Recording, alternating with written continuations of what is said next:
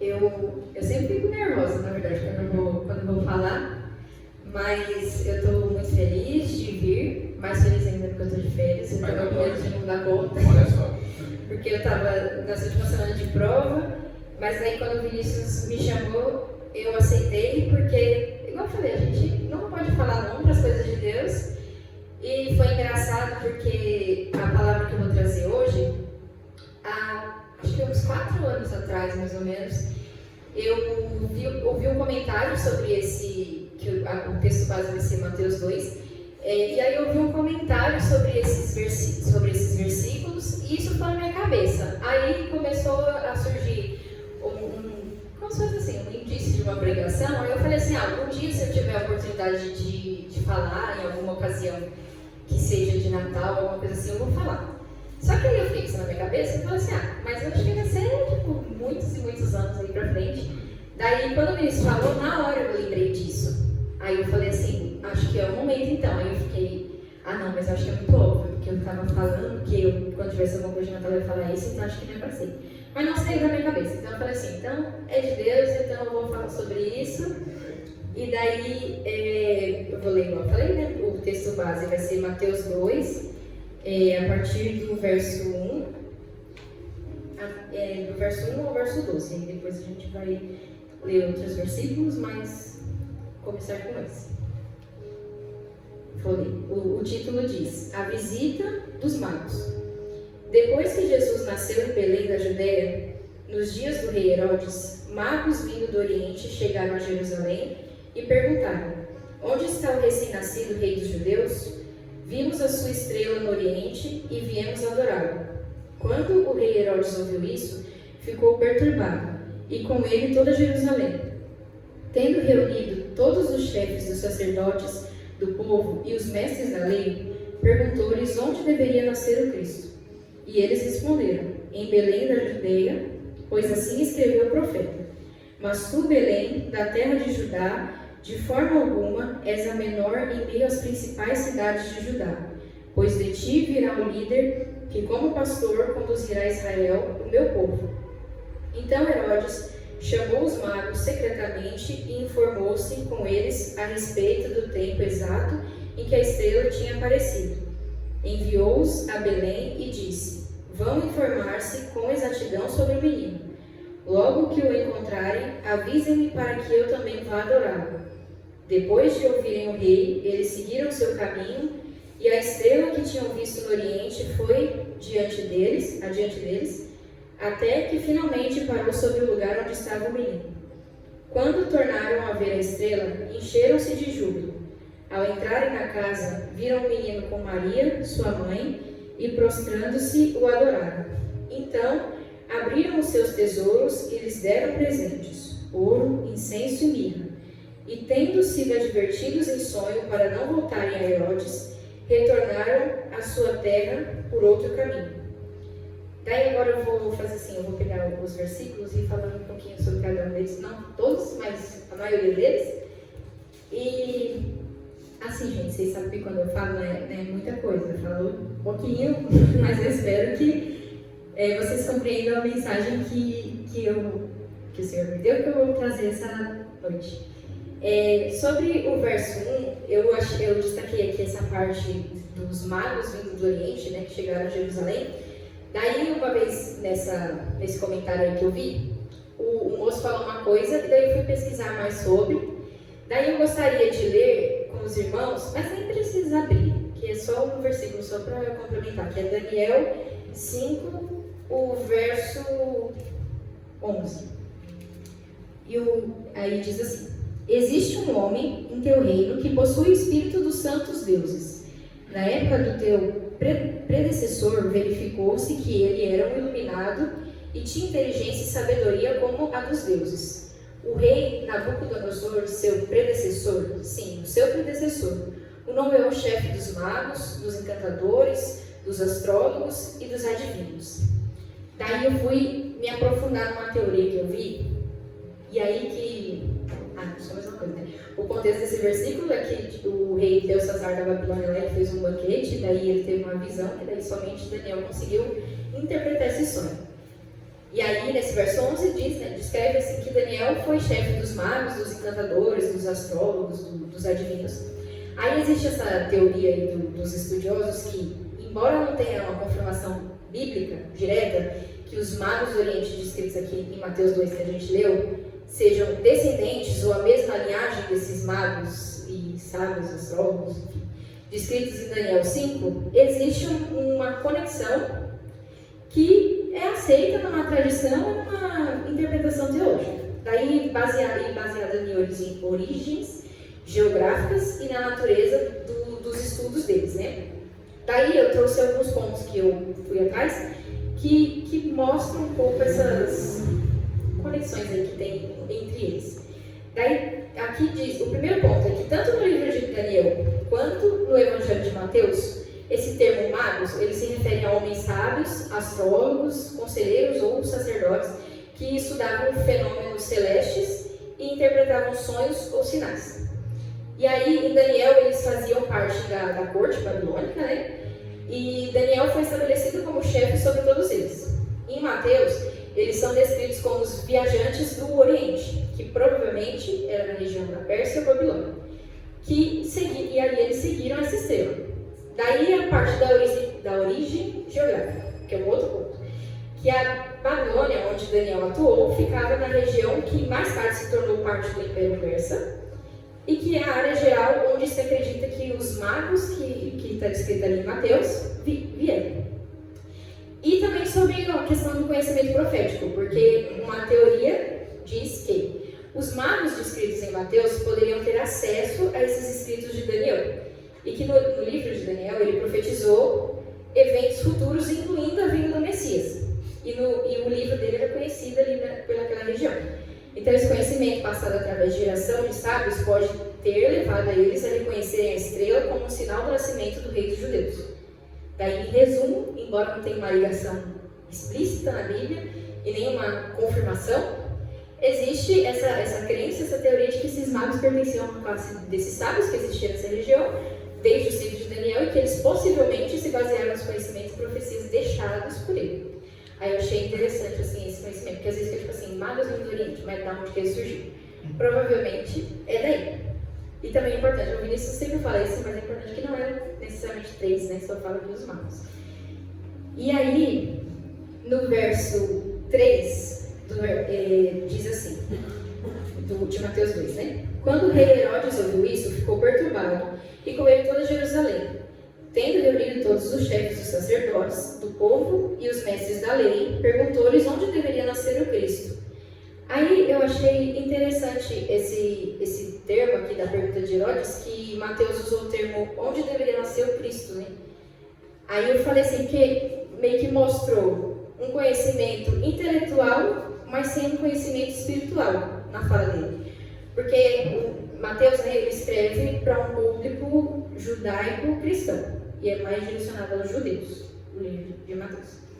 E aí ele faz algo que eu achei, lendo, que foi intencional, para mostrar tipo assim, que as autoridades religiosas elas sabiam as escrituras, sabiam onde o Messias nasceria, que no verso 6 narra, né, mas tu, Belém, da terra de Judá, que é uma referência a Miqueias 5:2. Então eles saberiam onde o Messias iria nascer, mas eles não o reconheceram quando ele veio.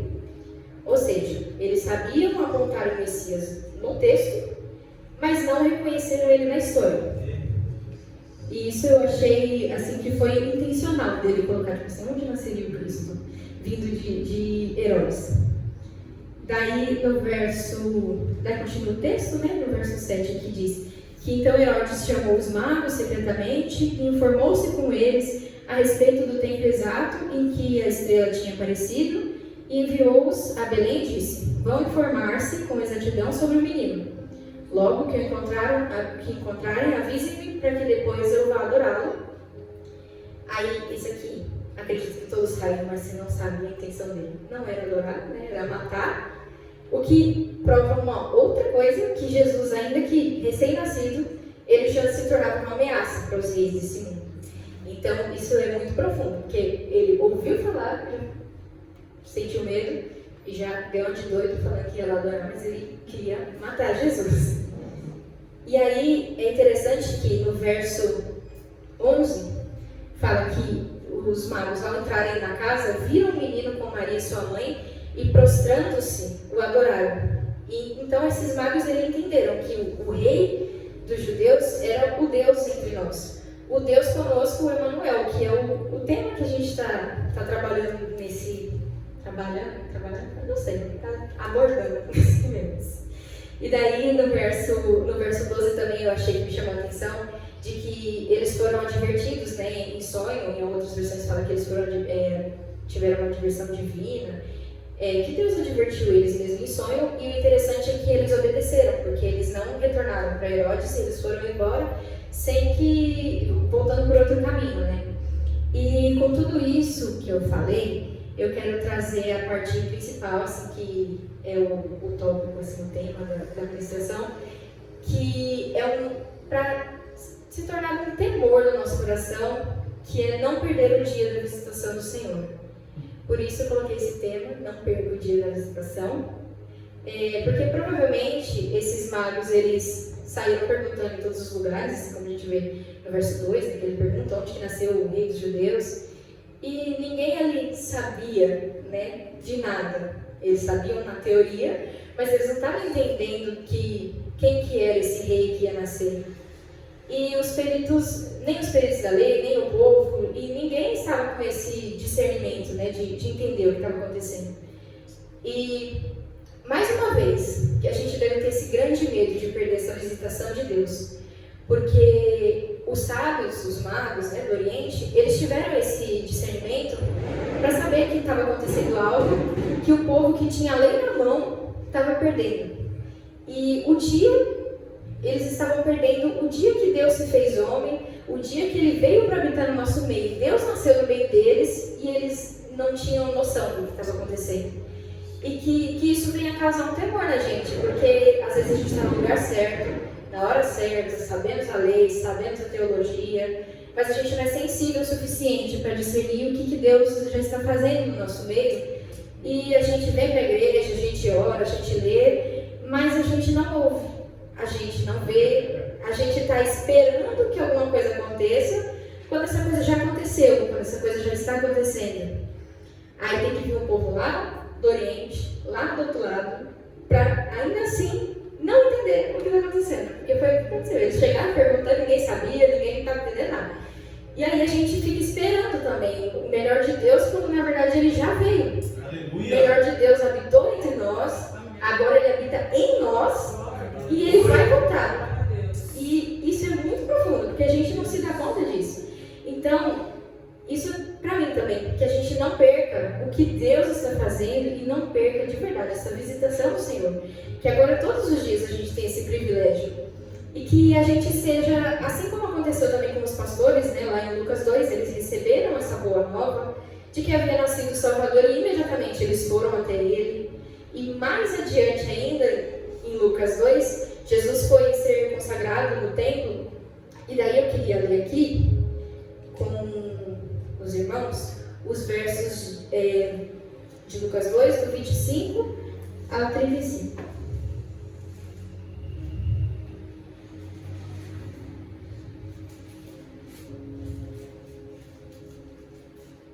Lucas 2, do 25 ao 35 diz que havia em Jerusalém um homem chamado Simeão, que era justo e piedoso e que esperava a consolação de Israel, e o Espírito Santo estava sobre ele. E fora-lhe revelado pelo Espírito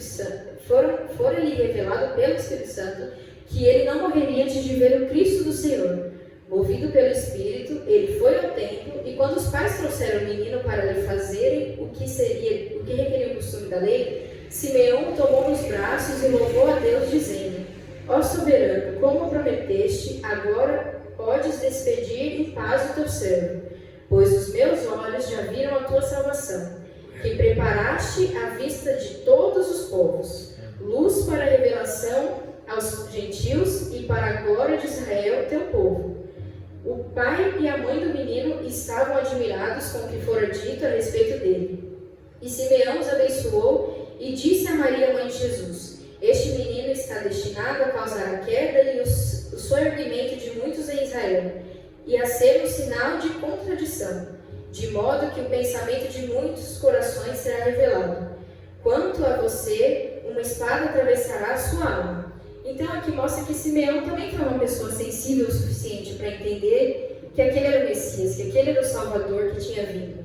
E mais um pouquinho adiante, a partir do verso 36 a 38, diz que estava ali a profetisa Ana, filha de Fanuel, da tribo de Asser, era muito idosa, tinha vivido com seu marido 7 anos depois de se casar. Então permanecera viúva até a idade de 84 anos. Nunca deixava o templo, adorava a Deus jejuando e orando dia e noite. Tendo chegado ali naquele exato momento, deu graças a Deus e falava a respeito do menino a todos os que esperavam a redenção de Jerusalém. Então, ela também foi uma pessoa sensível. E aqui fala que ela nunca deixava o templo. Eu achei interessante eles destacarem isso, porque aqueles escribas e mestres da lei provavelmente também nunca deixavam o templo. Só que a diferença está no relacionamento que eles tinham com Deus, na sensibilidade ao Espírito, porque, novamente, não é sobre estar nos lugares, saber demais, sobre ler demais, que a gente pode fazer tudo isso. E perder o principal, que é a visitação de Deus, do Deus conosco, no nosso meio.